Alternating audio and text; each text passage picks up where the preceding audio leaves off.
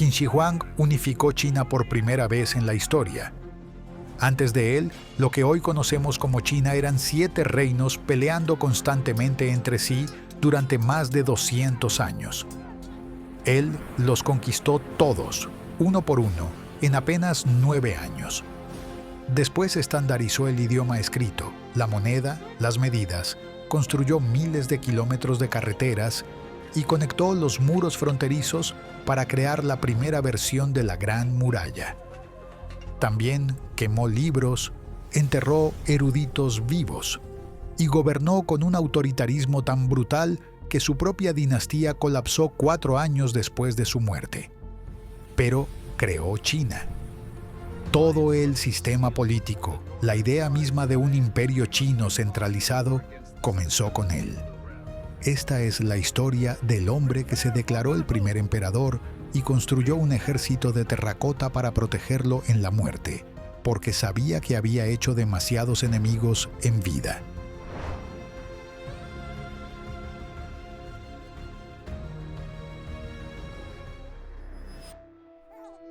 Nació en 259 a.C. con el nombre Jingcheng, en el reino de Qin, uno de los 7 grandes estados del período de los reinos combatientes. Su nacimiento estuvo rodeado de rumores y escándalo. Oficialmente era hijo de Sichu, un príncipe de Qin que en ese momento vivía como rehén político en el reino enemigo de Zhao. Pero circulaban historias de que su verdadero padre era Lu Buwei, un comerciante millonario que había orquestado el ascenso de Sichu al poder. Los primeros años de Cheng fueron peligrosos. Vivió en Zhao, territorio enemigo, mientras su padre negociaba su regreso a Qin. Cuando Qin atacó Zhao, la familia de Cheng casi fue ejecutada por venganza. Sobrevivieron escondiéndose y pagando sobornos. Finalmente, en 250 a.C., Sichu logró regresar a Qin y eventualmente se convirtió en rey. Zheng tenía 9 años. 3 años después, su padre murió. Algunos dicen que fue envenenado, otros que simplemente enfermó. En cualquier caso, Zheng se convirtió en rey de Qin a los 13 años en 246 a.C. Por supuesto, no gobernaba realmente. Lu Buwei actuaba como regente y primer ministro, controlando todo. Durante años, Zheng fue una figura decorativa mientras los adultos tomaban las decisiones. Pero cuando cumplió 22 años en 238 a.C., Zheng tomó el poder real. Arrestó a Lu Buwei y lo exilió.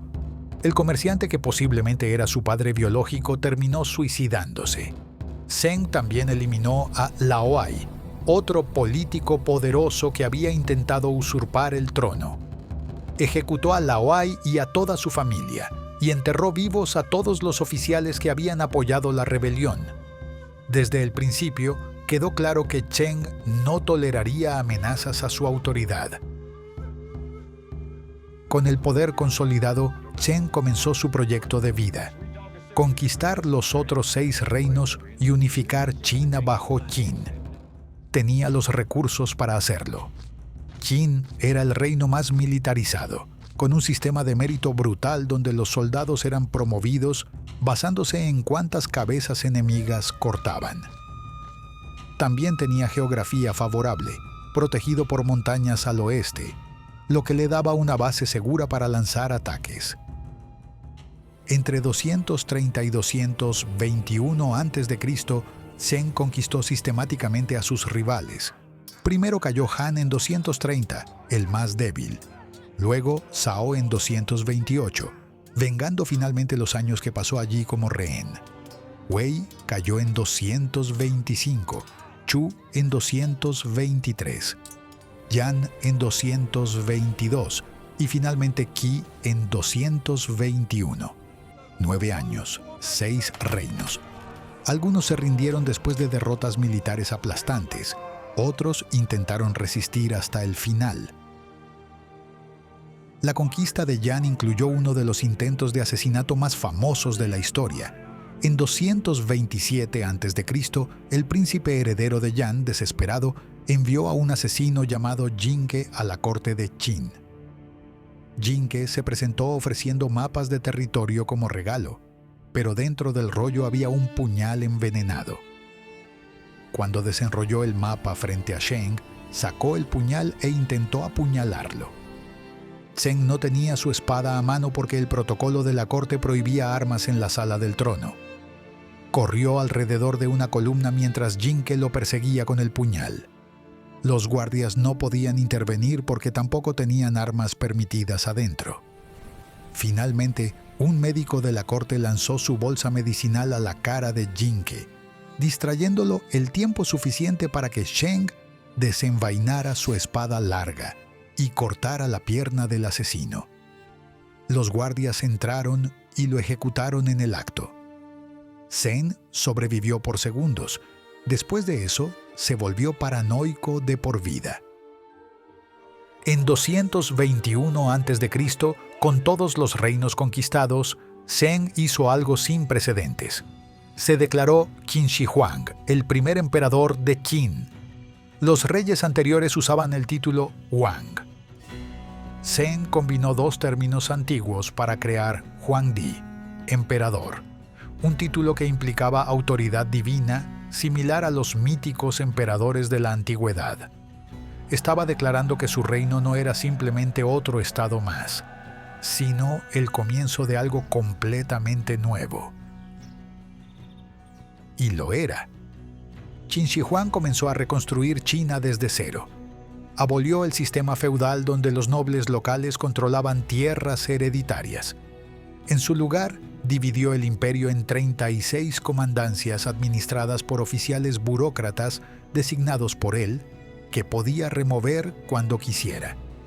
Estandarizó el sistema de escritura china, eliminando las variaciones regionales. Antes de él, los mismos caracteres se escribían diferente en cada reino. Después de él, había un solo sistema estándar. Estandarizó las monedas. Antes, cada reino tenía su propia moneda con formas diferentes, algunas redondas, otras en forma de cuchillo, otras como palas.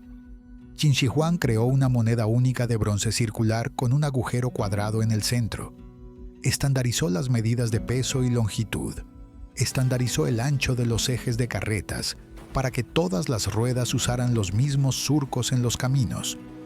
Construyó una red masiva de carreteras imperiales radiando desde la capital.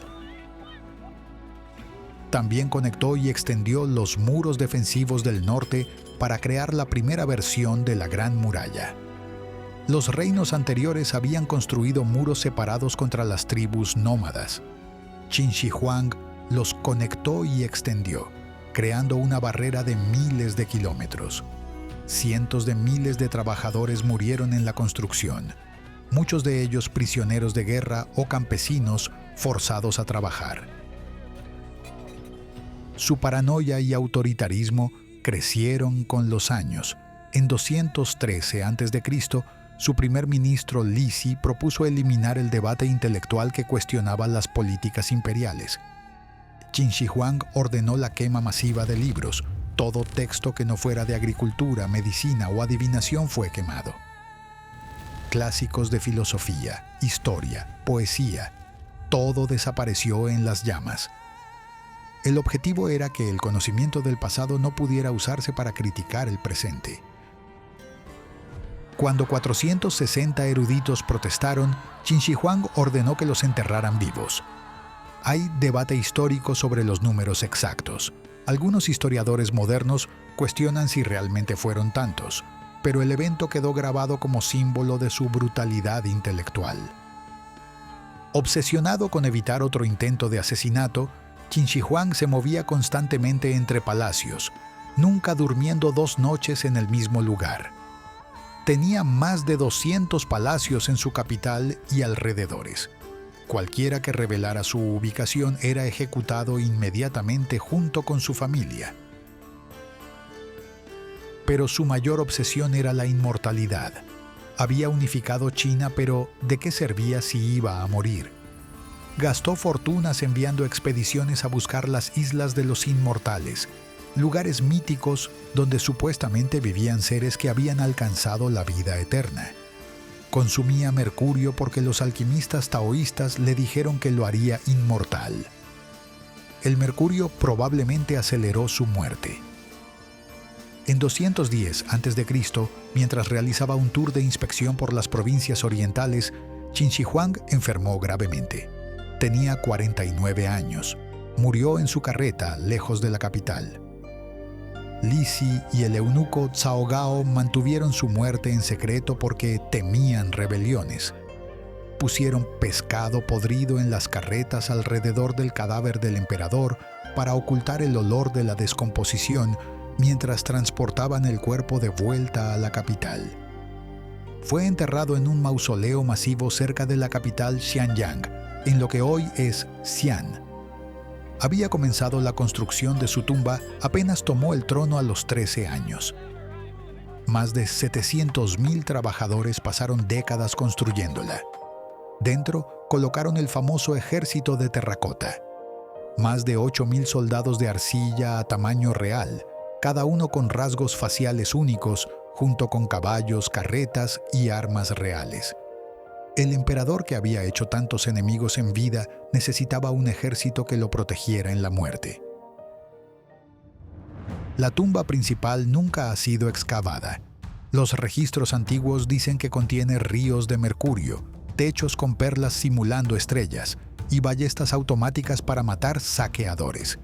Sensores modernos han detectado niveles anormalmente altos de mercurio en el suelo alrededor del túmulo, sugiriendo que las leyendas pueden tener algo de verdad. Su dinastía. Qin colapsó en 206 a.C., apenas 4 años después de su muerte. Su hijo Qin Ershi era incompetente. Las rebeliones explotaron por todo el imperio, y la dinastía que Qin Shi Huang esperaba que durara 10.000 generaciones terminó en la segunda. Pero aunque la dinastía Qin murió, el imperio que creó sobrevivió. La siguiente dinastía, Han, adoptó su sistema burocrático, su estandarización, su estructura administrativa. China como concepto, como entidad política unificada, nació con Qin Shi Huang. 2000 años después, su legado sigue vivo.